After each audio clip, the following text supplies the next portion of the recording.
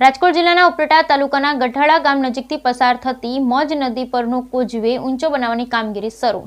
રાજકોટ જિલ્લાના ઉપલેટા તાલુકાના ગઢાળા ગામ નજીકથી પસાર થતી મોજ નદી પરનો કોઝવે ઊંચો બનાવવાની કામગીરી શરૂ। ચોમાસા દરમિયાન મોજ ડેમમાંથી પાણી છોડવામાં આવતા મોજ નદી પરનો કોઝવે થઈ જતો હતો પાણીમાં ગરકાવ।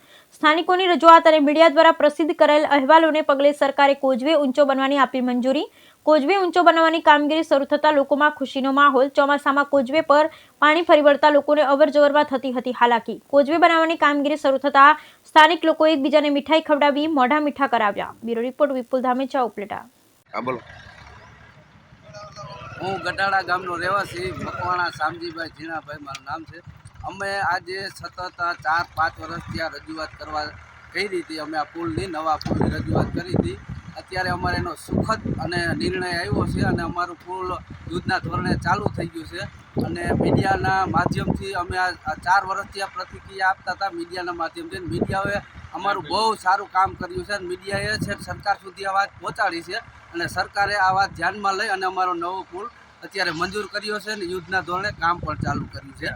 અને અમારા ગઢાળા ગામમાં અત્યારે એવું ખુશીનો આનંદ છે કે અમે મીઠાઈ વેચી અને બધાને આનંદ અનુભવી છીએ। અને અમારા પૂર્વ સરપંચ નારાયણભાઈ આહિર છે તેમને બહુ જ આમાં ખાસ ધ્યાન આપ્યું છે। ત્યાં આગળ જતાં અમારે આ સુખદ પરિણામ આવ્યું છે।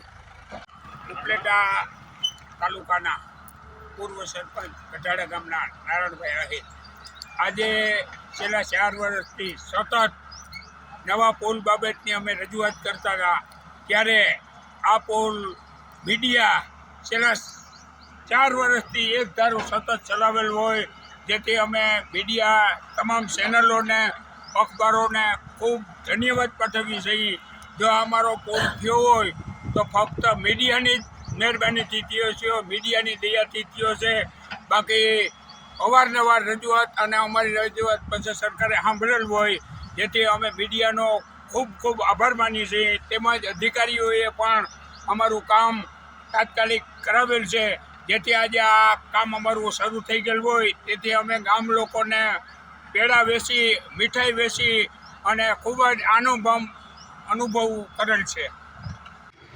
મારું નામ છે વિક્રમભાઈ નારાયણભાઈ વાંગોડિયા, ગામ કેરાળા, તાલુકો ઉપલેટા।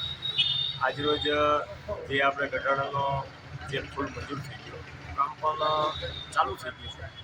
તો અવારનવાર એટલે રજૂઆત જે પૂર્વ સરપંચ નારાયણભાઈ આહિરે બહુ રજૂઆત કરી અને લગભગ મીડિયાવાળા, આમ તો હું મીડિયાવાળાને ધન્યવાદ આપું છું એટલા માટે કે મીડિયાવાળા ચાલુ વરસાદે સતત રસ્તા બંધ હોય તો પણ ચાલુ વરસાદે મીડિયાવાળા આવી અને પરિસ્થિતિને ધ્યાનમાં રાખી અને ખૂબ મહેનત કરી છે। તો મીડિયાવાળાને ધન્યવાદ આપું છું। અને અમારે પણ એક જોડતો રસ્તો થઈ ગયો છે, તો આ પુલ છે દરેક ગામને અવરજવર કરવા માટે કાયમી બહુ લાભ થાય।